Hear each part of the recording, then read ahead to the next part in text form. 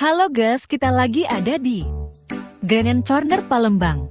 Hai teman-teman, kali ini kita melakukan pembibitan cabai. Kini menanam cabai tidaklah susah. Sangat mudah, simple is better.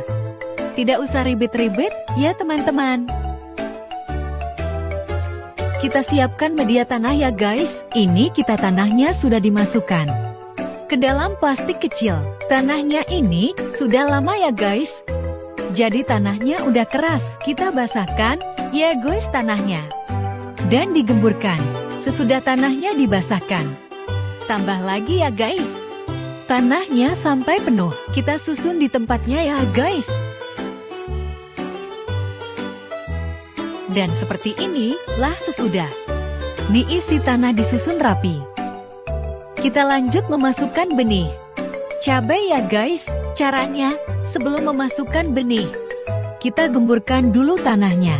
Gunakan pinset untuk menggemburkannya sampai gembur merata ya, supaya cepat tumbuh akar. Sesudah tanah digemburkan, ambil benih menggunakan pinset dan masukkan benih. Benih cabainya 2 saja ya teman-teman. Begitu terus sampai selesai. Dan simpen di tempat yang terkena sinar matahari pagi.